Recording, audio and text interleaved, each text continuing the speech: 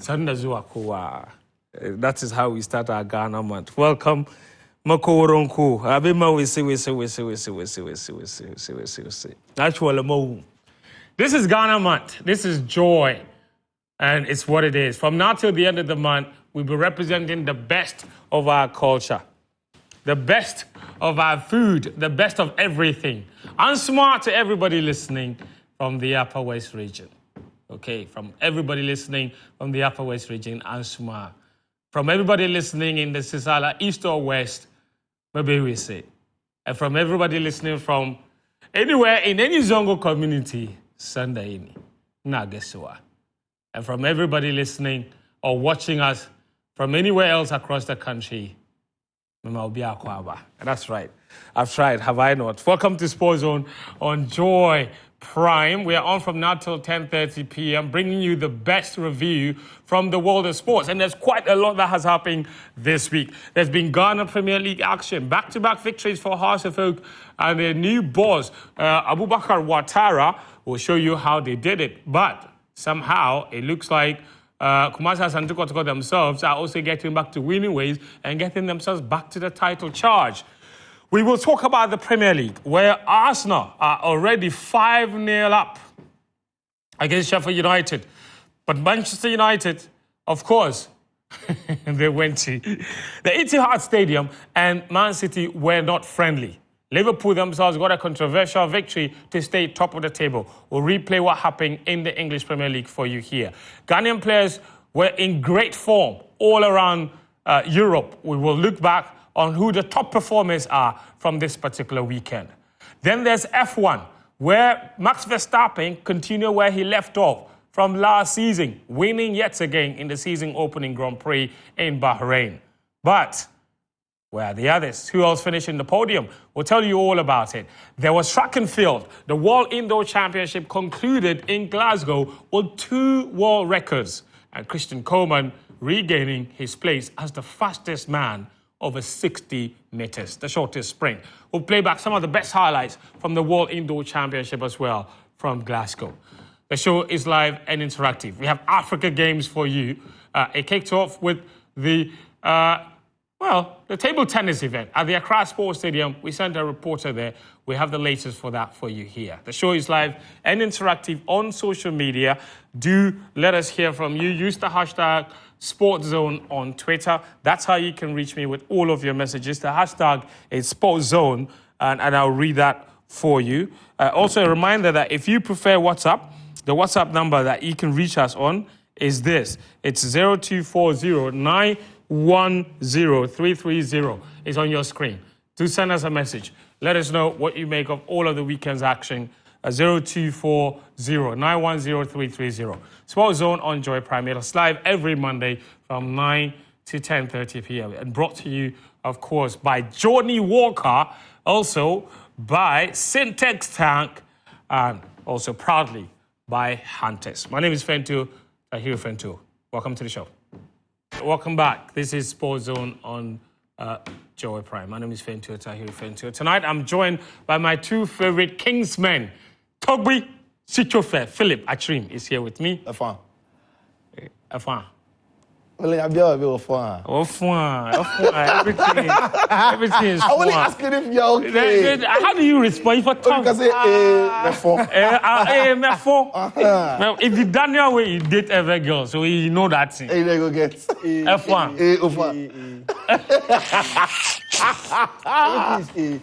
I look like an umbrella. You see the umbrella when the store opens, closed. Like this pole. You like an umbrella? Yeah. You even have wings. Daniel, fly for me. I fit with the name, man. Bedman. Bedman, now you're living it. Fly for me. That's right. So if he's Togbe, you are what? If I'm Togbe, you are Baba. Give me some. He's Nana. What is Baba? Give me some. Baba is not Baba. He doesn't say Baba. You don't say Baba. What do you say? You don't say Baba. Okay, so if... So the North is very heterogeneous, let me put it that way. So the king or the chief in every tribe has a different name. Okay. So you have Naba. How do you call the one from your Koro. Koro? Koro. Yes. Koro. Okay, so you are Koro. Yes, Yeah, I'm Koro. I'm Tobiga. So you have Naba, Wana, Yana, okay. Yagbonwora. Okay. That's for the Gonjes. Yeah. Yana is for the Bombers. And Koro is for Sisales. Fantastic. Yeah. So it's very catchy. But Karim's chief. What's Karim's chief? Karim. Yeah, where Karim is from. He's not a Koro.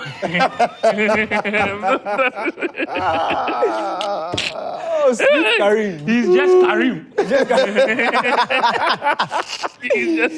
David Sue Karim. Dagbiswe Karim. The small boy Karim. Yeah, that's right. David Sue Karim. Dagbiswe Karim. Guys, welcome to the show. Listen, it was an amazing weekend of sport, and we're here to play it all back. And I'm not going to waste any of your time because today we're going to switch things up a little bit and start from the foreign and build all the way to what has happened here locally. And the foreign, we start from the Premier League as we usually want to do. Chelsea travelled to Brentford. Well, it was a very short trip, really, for the West London derby.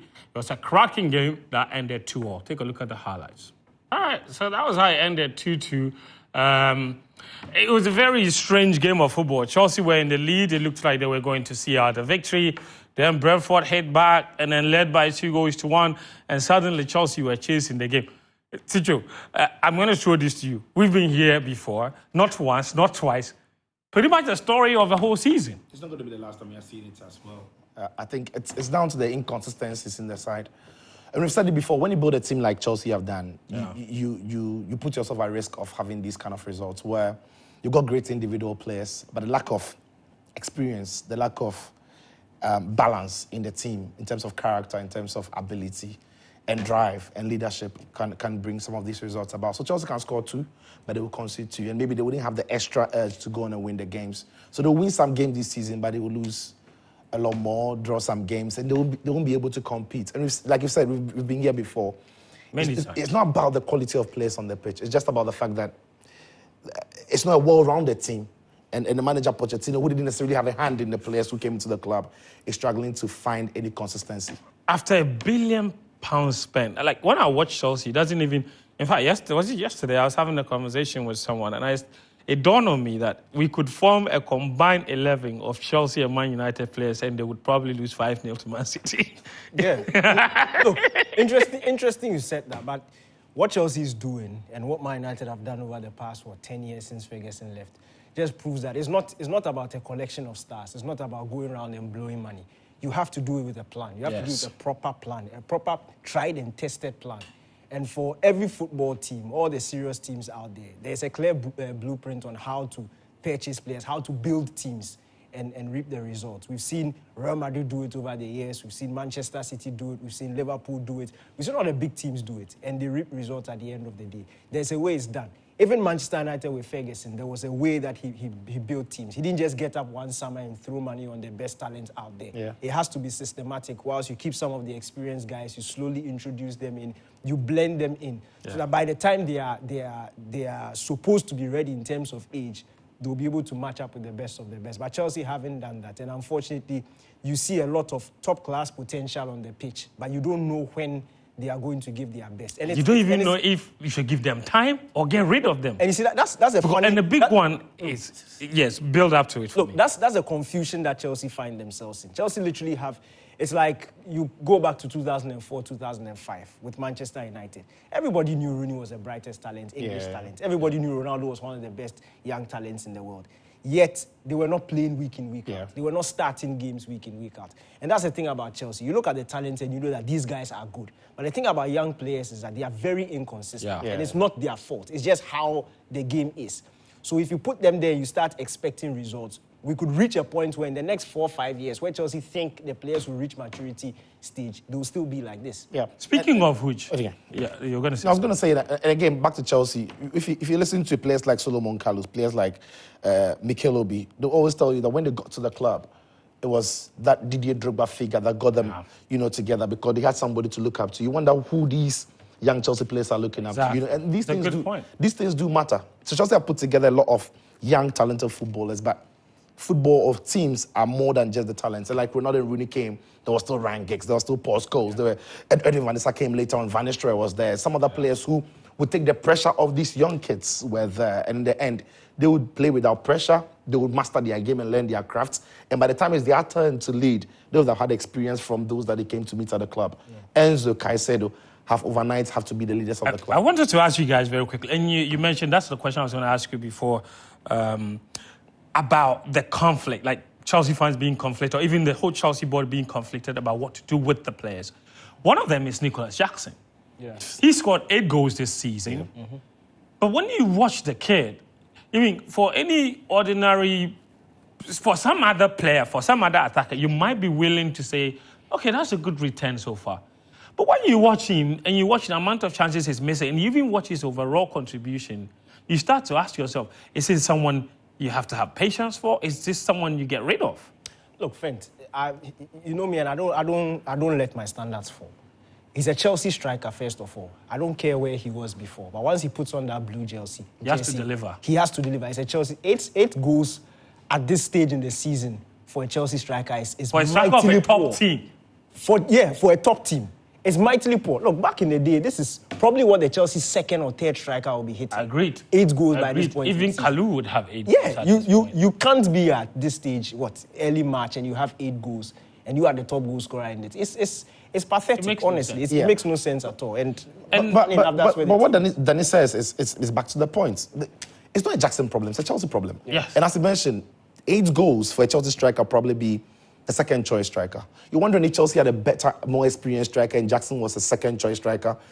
It would do him a world of good because you have no pressure on him. He will come into games and he will score. He's got pace. Imagine introducing Jackson into games 65th minute, 70th minute when defenders are tiring. He's got a pace to get past them. And if he's playing in a team that is more balanced, a team that has more experienced heads, he's probably scoring 15 goals coming off the bench. Yeah. Because he gets himself in these positions. But when he has to be the focal point, when he knows that the whole pressure of the club in terms of getting the goals is on him, you wonder if he has the right shoulders to carry that burden. I think the answer is no. And for me, the biggest problem is not him, actually. It's Chelsea. Why is Chelsea's number 1 striker a bench warmer for the Senegal national team? Make that make sense. Let's go to Liverpool. They got a very controversial win against Nottingham Forest. And I say controversial because, listen, and we will get to see that scenario maybe and talk about it a little later. But they're not complaining. 1-0, Darwin Núñez off the bench to score the winner to keep them top of the table. Liverpool fans are not complaining. They've got the 3 points. Great goal, but the lead up to the goal.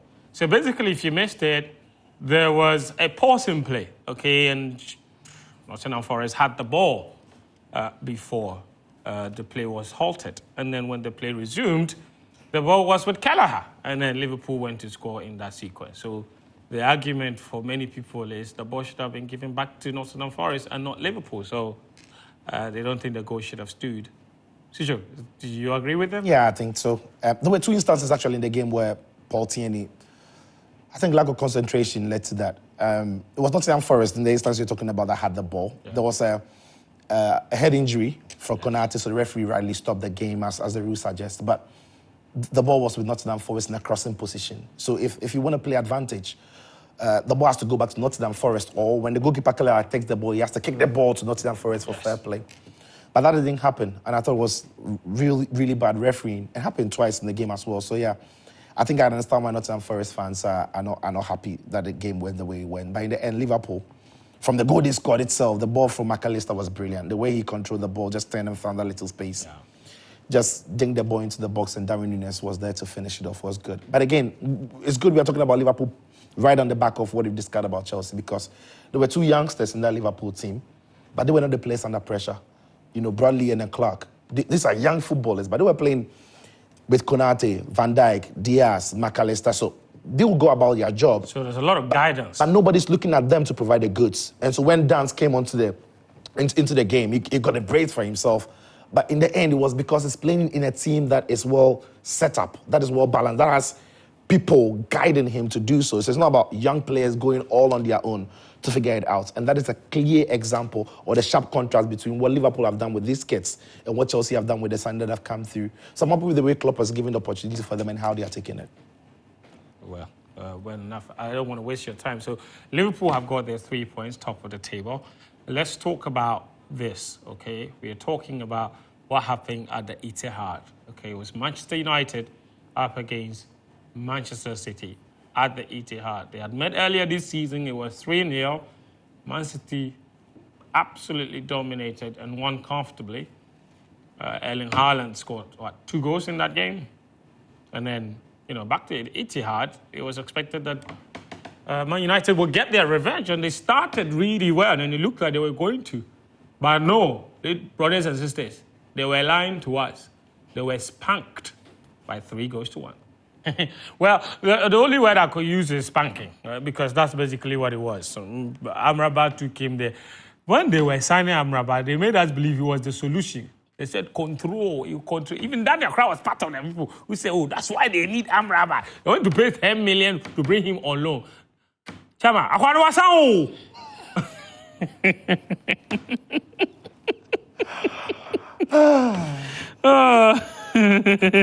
By the way, Arsenal are 6-0 up against Sheffield United.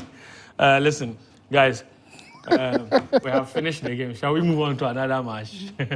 See, if you're a sharp student and your teacher tells you that 1 + 1 is 3, wouldn't you go to the exam and say, because your teacher has told you that 1 + 1 + 1 is 3.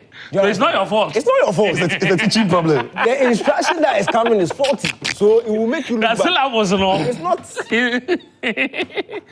Listen, honestly, I had a bit of hope after the first goal. I thought, okay, this might be Man United. Get one early on.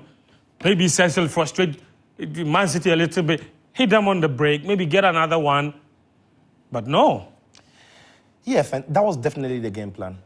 And in the first 17 minutes or so, even Pep Guardiola was worried. Because United got... I was worried. Yeah, United got the scenarios to have punished them, but the lack of form for some players and the lack of ability on the part of some players. Every time his game plan was clear. Marcus Rashford played on the left, Garnacho on the right, Bruno Fernandes, a free role, false 9 kind of player, McTominay behind him. The rest of the team picked themselves as you saw on paper. But it was Onana always trying to go over the top for Bruno Fernandes. And it was that tactic that we saw happening in that 17 minutes for about 3 times. It's one of those. So the very first time that it happened, that caught City off guard. The ball over the top to Bruno, held up the play really well, and got the, if you like, the second phase of the team, which is the midfield and the forward players high up the pitch. Rashford, what a brilliant goal. But after that goal, United also had an opportunity of Rashford going through, but he just couldn't control the ball into his stride, and the ball just bounced off him, and Kyle Walker got there. At that point, Pep Guardiola was even worried. And if you've seen the clips coming off, he actually got onto his knees on the turf. He was very worried that, City were getting exposed. And it was because City were not at the time controlling the game. So right then, Bernardo Silva, and this is where we talk about experienced players who have got ability. Yeah.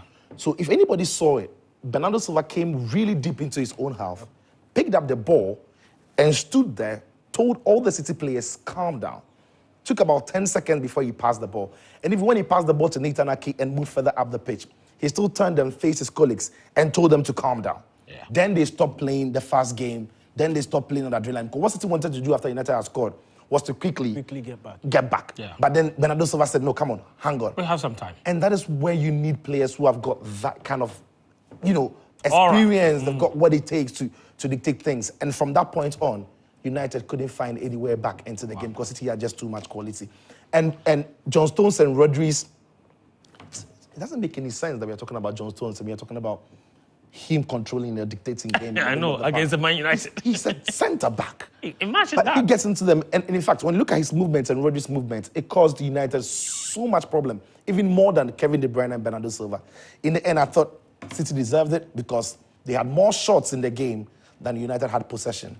Haaland is setters. Yeah. Upon setters. Yeah. Daniel, we've talked about the Man United problems for so long. I don't want us to dwell too much on that. I want you to talk to me about Phil Foden. Pep Guardiola said he thinks he's the best player in the league right now. This is a player that's gone through the mill. We saw him at under 17, under 20. He's come all the way to the very top. Just how good is he? Because those 2 goals, phenomenal. Look, in terms of ability and in terms of what he can do, he's a pure footballer, first of all. Pure footballer. In Hazard's definition. Yes, he's a pure footballer. In terms of ability, look, when it comes to picking up the ball, driving through the lines, ball carrying, dribbling... And he's an efficient shooter too. Vision, he has everything. And for me, I tweeted back, I think when he was 18, 19, that I thought he would go on and win the Ballon d'Or. But I think his skill set and his attributes is a strength, is an advantage and a disadvantage. Okay. Why? Because he's so good at everything, you don't know where to put him. That's a good point. So if you remember when he broke a winger? The City's under-18s, Yeah. right after the under-17 World Cup, when he was drafted into the team, he was sort of an understudy to David Silva. That's right. Then, when Leroy Sané left, he was thrown into the wings. Last season, the second part of last season, when he was dropped to the bench, he was coming off the bench for Kevin De Bruyne, playing in one of those second number 10, so either Gundogan or Kevin De Bruyne. Then this season, we've seen him go back onto the wings. Even on the wings, we've seen him play on the left-hand side. Sometimes we've seen him play on the right-hand side. And in all these roles, in all these positions, he excels. Yeah. But that's the problem. When you talk about the best players in the world, yes, they have the ability. We all know what they can do. And we all know what they can do in a specific position or a specific role. So everybody knows what Mbappe is good at. When Mbappe is coming to a team, everybody knows where he's going to play. Haaland, we know where he's going to play. For Bellingham, we know where he's going to play. But for Foden, it's so many questions. And it's even impacting him in the national. Is it not also so many answers then? So many questions, so many answers. But you see, that's the thing. You will be a jack of all trades, but not a master at none. And for me, it's a problem for me. Because look, there's this rigid, ongoing debate about Foden and Saka. In terms of ability, I think Foden is a way better player than Saka. Yeah. But Saka has defined himself in that right-wing role. And he's mastered it better than in that role, who would you play? If Foden plays there for 2 seasons, he has the potential to become better than Saka. But right now, if they gave you Foden, they gave you Saka to play in that Saka position. I'll go for Saka. Fair enough. Okay. Look, it hasn't been close. This is a stat that will blow your mind. Ever since Alex Ferguson retired, the numbers between Manchester United and Manchester City, it is pathetic to watch in terms of everything, whether it is trophies. Just look at this.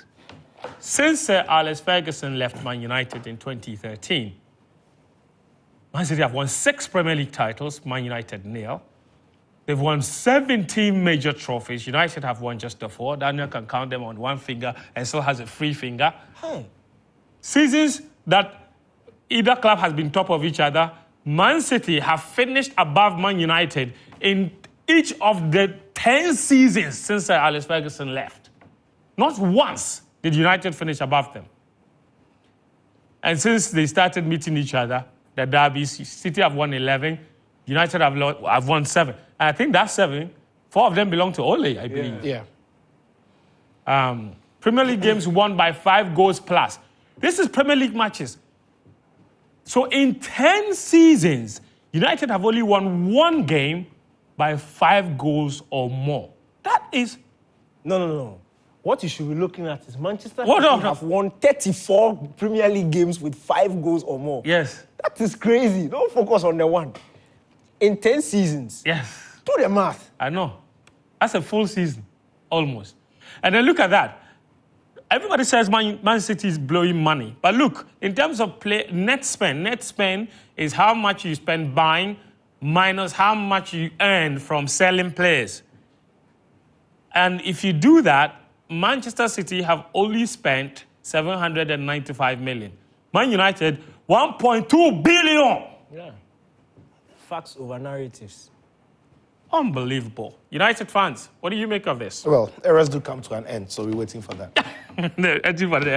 Let me show you the full results from the weekend of Premier League action and the table. Arsenal, 6-0, I think, half-time. They're 6-0 up against Sheffield United. The last time of updating, it was 5. Now it is 6. You also saw Newcastle beat Crystal Palace 3-1 as well. Jordan Ayew's Crystal Palace. West Ham, they won 3-1 against Everton. Kudus Mohammed provided an assist in that game. Fulham beat Brighton 3-0. The De Zerbi hype has died down a little bit. Even his biggest supporter doesn't tweet about him anymore. Luton 2, Aston Villa 3. That was a cracking game of football. Bournemouth They beat Burnley. Antoine Semenyo scored in that game. Fantastic goal. He also scored. So Ghanaian players doing well. What about the table? What does this mean? Liverpool top 63, City right behind them 62, Arsenal with 61. And this 61 is based on their result of the match they are playing right now. So if Arsenal somehow give away and don't win that game, they'll be back to 50-something points. But surely they are winning. So 61 points for them. And it's a three-way race for the title. Chelsea are out of the top 10. You see Man United up there somewhere. Now, Chelsea are 11th, followed by Fulham. The bottom three are the two newly promoted teams from last season. Sheffield United, Burnley, and Luton Town. So it's not looking good for them. Let me take you to Spain. There was drama aplenty in Spain as well. In that game between Valencia and Real Madrid, there was controversy. It ended 2-2, but only because Real Madrid had a late goal ruled out, or maybe scored a late goal after the whistle. Which one was it? Jude Bellingham wasn't happy, got sent off because he was complaining too much. So basically, they were taking a corner and the referee kind of whistle for full time. Then the ball came, he headed it in. He said, why did you end the game while the ball was still in play? But we've seen it before, haven't we? Anyway, take a look at the highlights and we'll talk about that after. So that's what it was. Okay, I think we might have that last incident to show you as well. But the incident I was describing, did you get to see it? Yeah. Do you think Real Madrid had a case? Jude Bellingham had a case? Listen, I can understand the normal reaction, but the rule is the rule. But listen, when the referee blows the whistle, the game is done. Yeah. And that's what the referee did. However, I can understand the reaction from the Real Madrid players because you feel like if you've got the ball in the final third in the crossing position, and the ball is even in the air and the referee blows the whistle, then that is hard done by you because, in fact, it's a goal-scoring opportunity. And it's an unwritten code in football that when a team is in the final third and attacking, you allow that attack pattern to fade off, then you can blow your whistle. But the referee chose to use his discretion as it's allowed, that he decides when it's time to blow the whistle. And I'm thinking, once the corner was kicked and the ball was cleared, that was a perfect opportunity for him to blow the whistle. Yeah. But once he allowed Real Madrid to recycle the play and Brahim Diaz got the ball into the crossing position and he blew the whistle, then I can understand the reaction from Real Madrid fans. But the rule is the rule. The referee has the whistle. The final says for the referee. He decides. In fact, even referee can blow a whistle for a penalty and still decide to end the game. Yeah. So, I can understand how Real Madrid fans feel. And I thought the referee maybe could have handled that scenario better. All right. It wasn't Atletico Madrid. Well, they got a victory. But Bilbao is what I want to talk about. They took on Barcelona. And that match ended 0-0. But the story of that night, of that match, was that Barcelona had two more players, pulling out with injuries. Frankie de Jong was injured, and Pedri was injured as well. So it's gone from bad to worse for Barcelona. And they've stayed 8 points behind Real Madrid. If they had won that game, and it was a home game, they had a good opportunity to close and go above Girona into second position, but they blew it, drawing 0-0. Let me show you the full results and the table in La Liga. Like I said, we don't have that. But Real Madrid are top of the table. They're 8 points clear of Barcelona, who are in third position. Girona remains in that particular second position still there. In Italy, Inter Milan are playing tonight, but they have a very comfortable lead at the top of Serie A already. Even before tonight's game, they had an 11-point lead. Yesterday, Napoli beat Juventus to pour even salt into injury of Juventus' title charge. If there was any, might have even ended it already. In fact, Victor Osimhen played that game. He missed a penalty, but it didn't matter. Raspadori stepped up and gave them the victory. All right, welcome back. So that's that. I'm not really sure what Napoli are playing for this season. It's been a very inconsistent season for them. But when there's a chance to stick a dagger into Juve's heart, they're not going to miss it. Yeah, absolutely. And pride is there to be played for as well. And for some of these players as well, they are playing for the next big move and what have you. But once they've got a new manager in Francesco Cardona, who knows the team, by the way. He's actually on loan from Slovakia because he is the national team coach for Slovakia, but he's, if you like, on borrowed time with Napoli. And I've never really seen a team that has gone on to win a league and have completely terribly managed the season that has followed, like Napoli. Yeah. Perhaps Chelsea. So, yeah, I mean, I just in Juve as well, we know. Allegri has said it throughout. I know in the back of their heads, if they had opportunity to win it, they would. But the first thing for Juve this season was to get back to Europe or Champions League because they needed that money to balance books. They've not been in Europe this season. Yeah. And they'll be there. I think the way they are playing, they'll be there. But nobody's getting anywhere near Inter Milan with the way they are playing. Yeah, they beat Genoa 2-1 as well. Already, yeah. I wanted to quickly ask you about AS Roma. Ooh.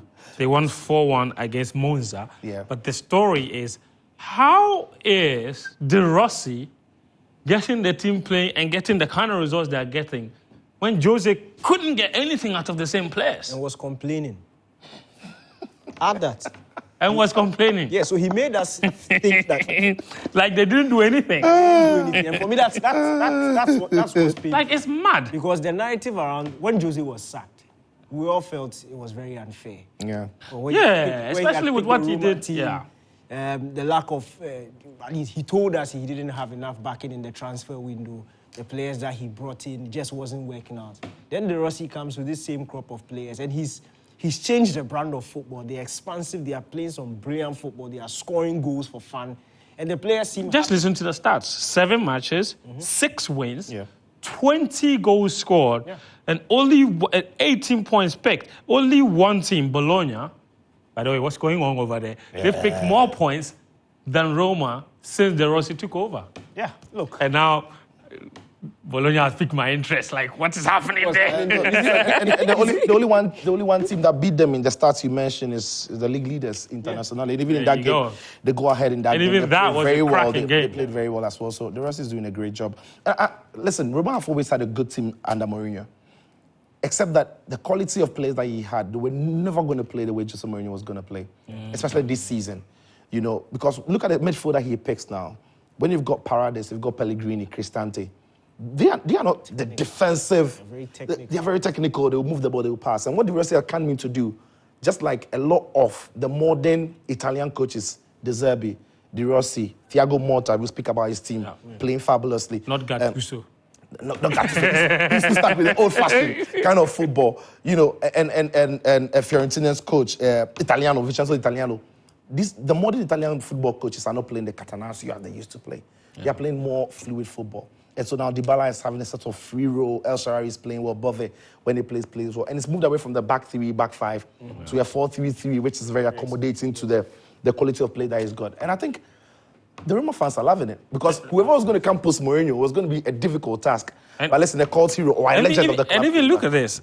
Mourinho's last 6 games as Roma boss, he picked up 5 points. Ooh, oh yeah. And he got sacked. Then De Rossi came, and the following 6 matches, now 7, he's picked up 18 points in 7. You should rest in the house. And he's still going strong in the Europa League. He's still going strong. He's still going strong. It's looking good. Let me take a few messages, and then we'll go for a break and come and talk about Ghanaian players abroad. Karim. All of you want to see what Karim looks like, okay? He's dressed for the occasion, and Ghanaian players gave him a lot to cheer about this weekend, so you need to stay for that. But Edem Komla says the referee did no wrong there. He's talking about the Liverpool match. It was Kelleher who was supposed to return the ball to a Forest player, but he didn't. But here's the thing. Forest also did the same thing in the game when Elliot's shot hit Yates in the head, and the game was halted. They didn't give the ball back, he says. And so they should stop complaining. Interesting. Pelo says, making people know gang up against Daniki. Sishu, the Amrabat sound, they kill me fast. And Gambero says, new F1 season, same old Lewis Hamilton, same old brilliant Max Verstappen. That's a way to put it. Those messages are from Twitter. Leave me a message there, use the hashtag SportsZone. Let me go on WhatsApp. Lots of you have been messaging me on WhatsApp as well. This message says, good evening, Tahiru, my regards. Okay, sorry, where it is. My name is Rota, okay, watching you from Northeast. I just want to say you're doing good. I love to watch you guys more. Moreover, I support my team. Liverpool will never walk alone, still on top of the table, he says. This one says, you guys are looking good, especially Danny K, the bad man. Friend, let Danny give us the best sound. K from Pantan. Fly with it. Yeah. Other flying. Good evening, fan. I love the way you started. I always anticipate Mondays to watch you guys on Sports Zone. I love you guys. Joseph from Bande, Karim's hometown in Tumu, with that message. Thank you, Joseph, for your message. This one is from Oliver, who says, don't mind these Arsenal people. FC Porto go discipline them. Partey came off the bench for the first time in what? 2024. Wow. That's a long time. That's good to see him back. Yeah. Good to see him back in action. The thing with Chelsea is that there's no structure and the team is not organized, and Poch has not been able to fix this after 6+ months. That's Kwesi with that message. This one says, good evening to all Gunners. We will fight to the last breath this season. Now it's not about we win. Now it's not about us winning. It's about how many goals we score. That's from Ghazali in Tamil. Speaking of which, Arsenal have won a game by 4 or more goals in 4 consecutive times. In the last 4 games, they've beaten West Ham 6-0. They've won 4-0, 5-0, now 6. They've set a record tonight. In the Premier League. First Premier League team to win 3 consecutive away games by scoring 5 or more. There you go. Incredible. There you go. That's the record. Incredible form Arsenal are in at the moment. That's the team with our strike. It's a recognized centre forward, right? Yeah. Havertz scored and gave an assist today. All right. Thanks for reminding me. Fantastic. Yeah. Thank you. Havertz is scoring and he's fighting for a title. Some people are languishing in 11th. For their Havertz first. and Jorginho. Good evening to you and your crew. I'm Henry Hunt, here from Teshi. I know you are happy United lost yesterday, but it was obvious they will lose. Eric Ten Hag said in his post-match interview that the gap between City and United is not too wide. I say it's a big lie. Even though United had a few injury worries, if we had gotten our full set, we will still be beating because we don't do things right. Cheer, United parties. He says, okay, thank you for that. Henry, if you like, you'll be United fan, you vex. This one says, hello, my favorite pandas. My name is Bubakar Jasi, watching you live from the Gambia. I would love to talk on United. I'm a full-time Madridista, but a part-time United fan. I wonder what they're doing in training. The inconsistency is now a disease. Eric Ten Hag, that guy is not smart, he says. All right, thank you, Bubakar, for tuning in all the way from the Gambia. Shouts to everybody in Banjul and everyone all around the Gambia. Good evening, Fent and the crew. As a Chelsea fan, I've lowered my expectations. Most Chelsea fans like myself started supporting Chelsea back in 2005 to 2010, where the team was winning titles. So I understand why it's difficult for Chelsea fans to lower their expectations. But look, the project so far has been a failure. No maturity or experience. Captains who are to ginger their players constantly sidelined due to injury, raw talents playing under intense pressure just to meet their price tags. Todd and his group look very confused. He says, we is how he is. Where's Regimes? He's injured. This James, he's in the infirmary. He's injured. As usual. He's in the infirmary. Good evening, my people. I love the program, watching you live from Hull. Thank you for tuning in. This one says, Mourinho wasn't sacked. They parted ways.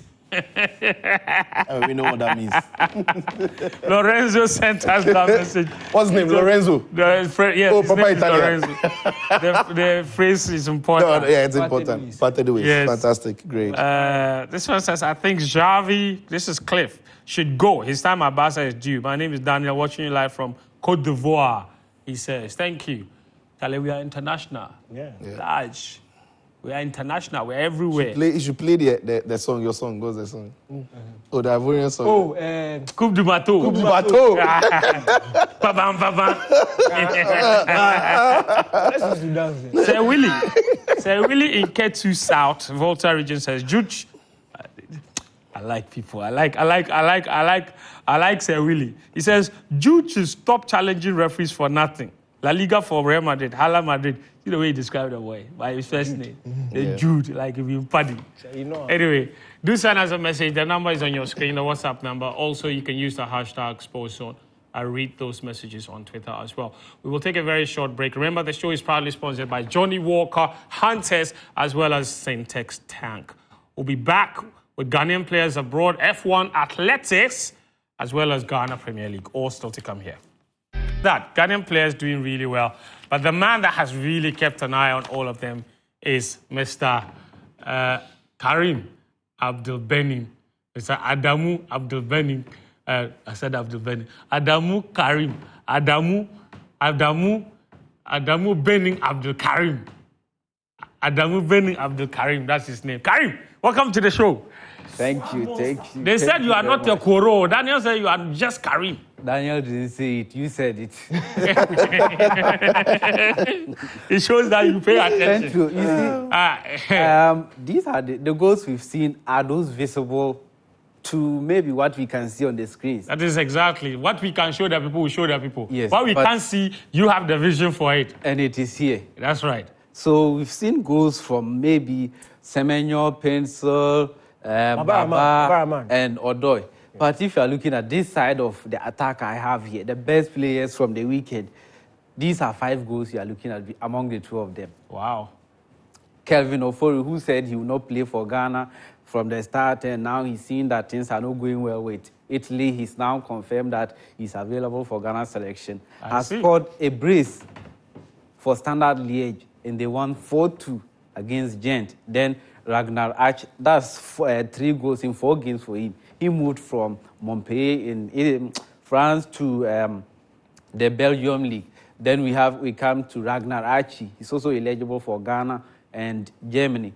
In 18 games in the German Bundesliga 2, he scored 12 goals. Wow. And this weekend, he's bagged a brace. Kaiserslautern, they won 3-0. Wait a minute. Is the first time he's coming to the chat? No. I've not paid that. During the off-season, when he moved on a permanent deal to that, I did that. I did his transfer. So in 18 games, he scored 12 goals. And his side is a relegation side. His goal has just taken them out of the relegation zone. And this weekend, he's bagged a hat-trick. And they won 3-0 against Hansa Rostock. Then we've already spoken about Semenyo scoring for Bournemouth in their 2-0 win against Burnley, and that is his 5th of the season. Then Joseph Pencil, imagine Kudus is not in the team, and he's provided an assist for West Ham in their win over Everton. That's because Pencil has scored and assisted for LA Galaxy in their 3-0 win, 3-1 win over San Jose Earthquakes. Even in this position, we could have still gotten Abdul Fattah Isaku to play there. Who also had a good Yes, week. They lost, but his game was absolutely good. Then we come to a new name in the team, that is Paul Mensah. He plays for the BW Lens, that is in the German Bundesliga, the Austrian Bundesliga. Okay. They lost 2-1, but his ball progression is absolutely great. And we're struggling to get ball progresses in the Black Stars. Maybe he can be an option, but not a starter. In the game they played, they lost 2-1 to Austria Vienna, and in that game, he had the most shots on target. From midfield? Yes. Let me talk about Lawrence Ofori. This is back-to-back for him now. He played in a game that we had 4 Ghanaians in there. His team is Morenres. He has Godfried Frimpong, a player that would have also been vying for Baba Rahman's position. Before yesterday, that was the player I had in that left-back position. And even yesterday, I had another player, Ebenezer Annan. Ebenezer Annan, who could have also been playing at the left-back. But yesterday evening, Baba Rahman took it for himself with that goal we just saw on the screen. And again... It's really good to see him back after that bad fall. Bad injury, yeah. Yes. So... Wait, hang on. Ofori is playing in which team? He plays for Morenres, and they played against Rio Ave. In his Morenres, we have... Portugal, yeah. Yes. Godfried Frimpong also playing at left back. Then their teammates, then Rio Ave, we have Emmanuel Boateng and Abdul Aziz Yakubu was in the team the other time. Then is that Jerome Opoku Asili? Yes, Jerome Opoku. The tall centre back we took to go and collect 4 from those 5 from the US. I don't know why it's so difficult for things to work out for some of the players when they come to the Black Stars. But he's having a good season. Yes, he's having a good season. And he's scoring.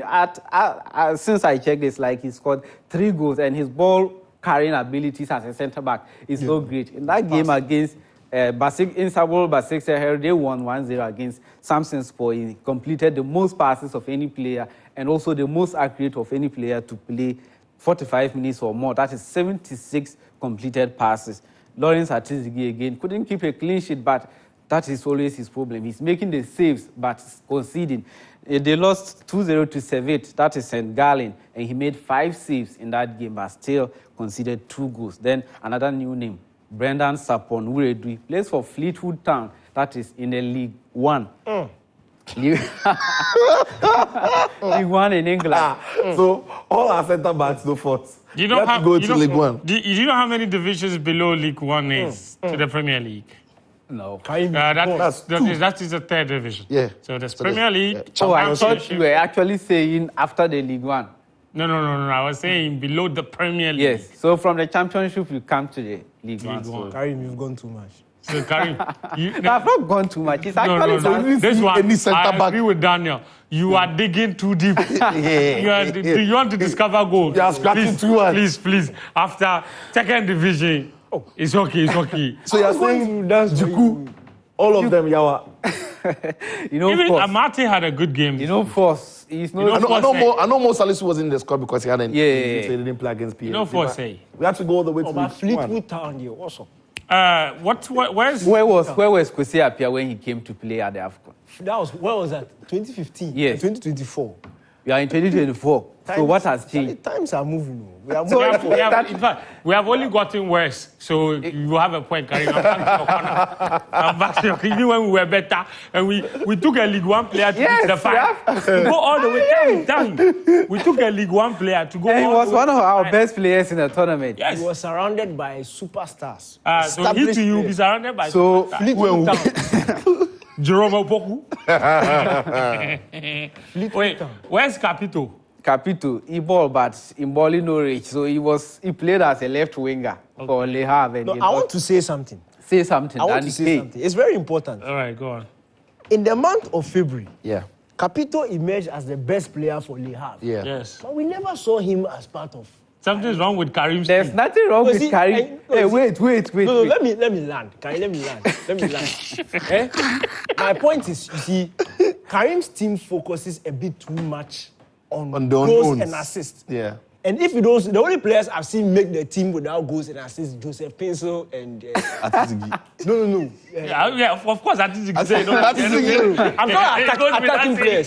Joseph Pencil is the only one that I can remember who has made Karim's team without scoring or assisting because he played well. Aha! Kamadi. LNG. Aha! So that's my problem. LNG. No, I'm talking about attacking players. Because there are some games where if you watch not the West Ham game, this one, the one before, the one Bowen scored a hat-trick. Yeah. Kudus had a very good game but he wasn't. It was just one assist, but he had a very good game all around. You get it? So maybe when you look at the numbers, it doesn't look too good. But when you watch No. Daniel, of that, Capito was best the example player. doesn't stand. The Kudus example doesn't stand. When was the game played? It was during the week. It was on Monday. How can the player be playing and I'll put him here? Well, fair point. Yeah, fair enough. But Karim, I want Karim to do us a special. Get us Ghanaian players abroad for the month of February. Because we've seen that Capito is the best player. and Jordan as well is also player. So Daniel, next week. Can I dance for Karim? Anyway, I want to dance for Karim. please dance for Karim. sweet Karim. Let's talk about some. Thank you, Karim. Thank you very much for that. So now you're up to speed with some of the top performers from Ghanaian players abroad. Obviously, that's not everybody. There's always a comprehensive review on our social media handle, especially on Twitter. Karim does that every morning. Gives you up to speed with the performance of most Ghanaian players abroad. But let's talk about Ghanaian players at home, specifically in CAF competitions. Dreams FC did the unthinkable. They went to Rivers United. They lost the game by a goal to 0, but they still qualified to the quarterfinals of the CAF Confederation Cup.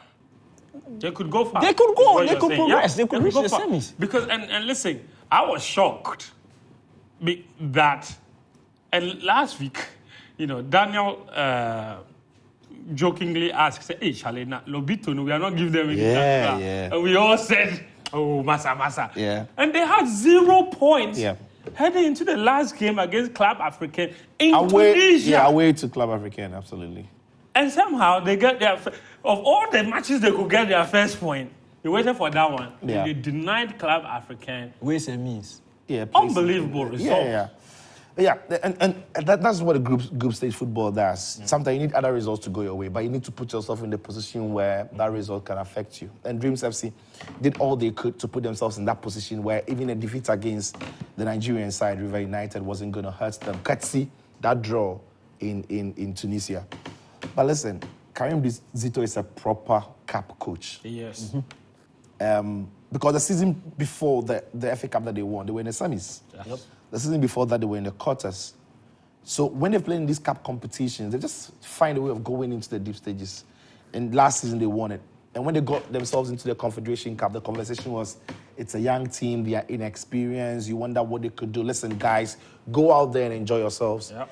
And sometimes it helps because when you're not under pressure, nobody really is going to put pressure on Dreams FC to go and win the Confed Cup. They can keep dreaming because nobody's giving them the pressure. Sometimes when you don't play under pressure, you can thrive. And I think that is what has carried these boys. But more importantly, it is that experienced head of Karim Zito that has really got into the minds of these players and the hearts of these players to keep them going in the way they are going. Because when you watch them, it's a very well-drilled side who know absolutely what they are doing. They are not winning games by luck. They are winning games by plan, system, and quality.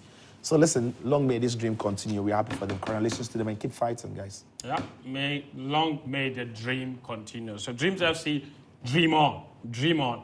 Wonderful performance from them. Let's move the conversation on now to Ghana Premier League. Kotoko took on Gold Stars. They won that game by a 0-0. A certain Peter Amidi just can't stop scoring. He gave them the only goal of the game as they won 1-0 to return to winning ways. We'll just show you the highlights right now. Hearts of Oak, on the other hand, as well, they also got a 2-1 win against Insua Terman as far as that game is also concerned.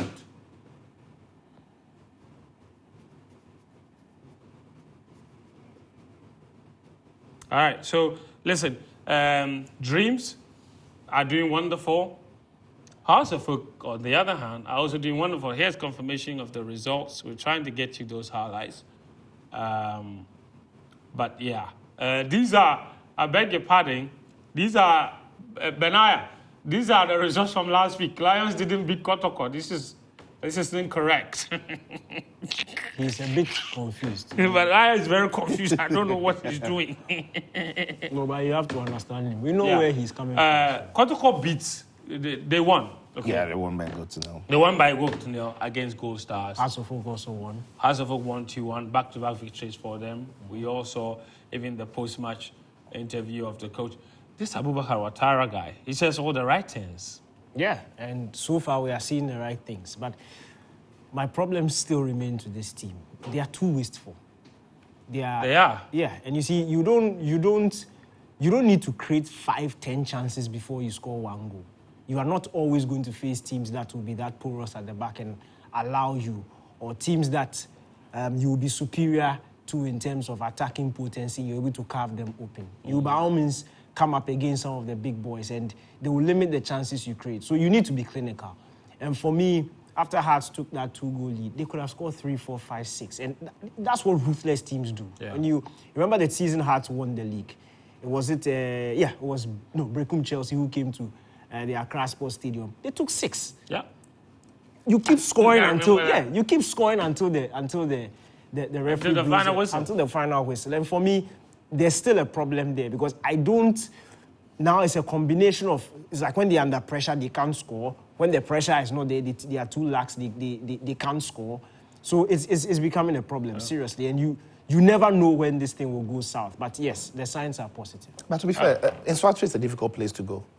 You know, I mean, it's a good team the way they play. They've got some very good players. They are playing well. They're in their pump. And Maxwell Konodi is the coach as well. So, yeah, I get it. But generally, House of Folk this year have struggled to convert a lot of the chances that they've created. But when you've got a new manager and those who are depending on to score the goals are finding it. Well, only last week we were speaking about Hamza as well and Cisse. And then this week we saw Cisse score a brilliant goal. Again, I love the way they worked it out because it's as many game were a bit too naive, they were too open, but Hansford made the most of it. He say with that little back heel into Kosa finding him in the box and he's scoring in the way he scored. Yeah. I think that the question then will be how long can that continue? And if any form whatsoever about these forward players, how long can that continue? They are very far away from winning the title. I think they are 8 points behind that. Yeah. But in the Ghana Premier League, 8 points could be not too much because teams have got what it takes to go on without winning games. And 1 win, 2 wins get you into that place. But yeah, I think that 2 wins out of 2 for the new manager is a good place to start. And House of Oak fans will be happy. Away form hasn't been good, and that away win would taste sweet. So it's 2 wins out of 2 since the board was dissolved. Yeah. Yes, in the new, yeah.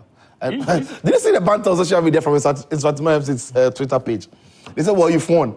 But let's see who sacked their coach first. Guys, look at the table. Like, it looks like a work of art.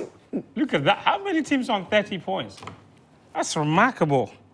We've got 4 teams. Yeah, it's remarkable. From 3rd to 6th. It's so tight. Yeah. Even, look, unbelievable. It's so tight.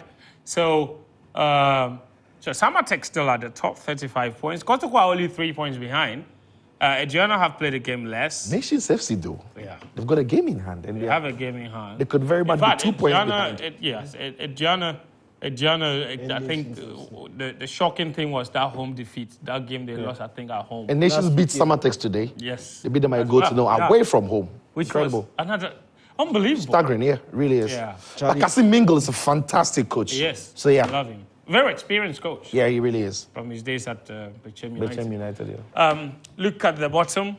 Lions came and won initial gra from Bashir Hayford, but yeah, they're still down there. But he said he's on a mission. He's on a rescue mission. He has to focus on his home games. That is what will save him. But for Quatano, are still bottom. They started the season after 3 matches. They were top of the table. They've got themselves to blame. Yeah, of course they went to start without that home ban. I think maybe they would be up there. Once they stopped playing away from home, they stopped winning those games that they were winning in home games, and that has cost them. All right, so that's that on the Ghana Premier League. Let's talk African games now. Before we talk athletics and your favorite games, F1. And then wrap up with some Champions League predictions. Champions League returns this week with round of 16. Now, the table tennis event started today. If you're listening to us, I'm sorry to inform you, every single Ghanaian table tennis player in the singles event is out. None of them progressed beyond the round of 16. In the singles, doubles, there's still some in there. But, so this is the worst possible start we could have to a competition. It is going to get worse. Because, listen, show me the hockey pitch. This is Todiosa Oko hockey pitch. We are 48 hours or 72 hours, 3 days away from the competition. There is no turf. You see, I don't want to talk. If I talk, they say, Fento likes, you like being negative. Wait. Yes, that is Todiosa Oko hockey pitch. The hockey competition was supposed to even start earlier. No. When was this video taken? Yesterday, brother. Oh, today, 24 hours. Something. Stop that. What if I told you that the equipment, that the turf is being imported and the turf is supposed to have arrived in Ghana only today at the port? It's giving badminton. Wow.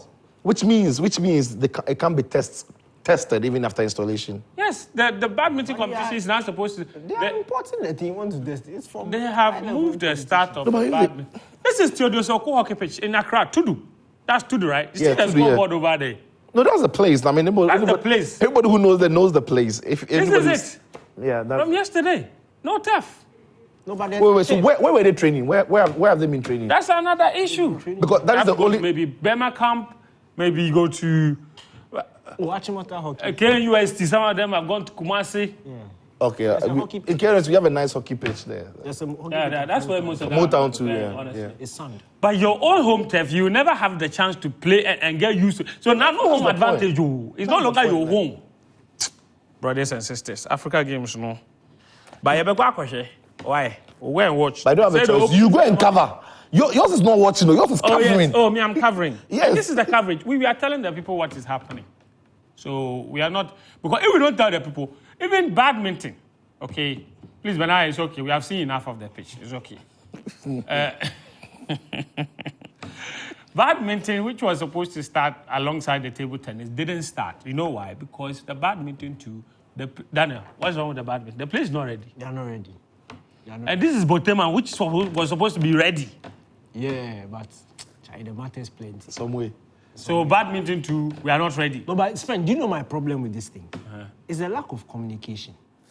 What the among country and If you won't start on time, you just tell us. Because yesterday, Sunday, they say some man went with his wife and his 2 children. To go and watch badminton. The man gets there, they say he should come tomorrow. Before late last night, the announcement was made. If it was even Joy Sports who did the announcement. Yes. Why? All right, Daniel, okay. It's your time to shine. Buy a straight win. Oh, relax, champion. The UEFA Champions League returns this week with live commentary on Joy FM and Hits FM on Tuesday and Wednesday. Danny K will be on commentary duty. Danny K, predictions. Bayern, straight win. Quick. Or you can go Bayern and over 1.5. PSG or draw. Real Madrid, straight win. Quick. Oh, I tried. What is that? What's and that? then Manchester City and over 3.5. Yes, okay, fair enough. Anyway, that's our show. Thank you for watching. Thank you, Sicho. Thank you, Daniel. My name is Fento Tahir Fento. We're back again next Monday.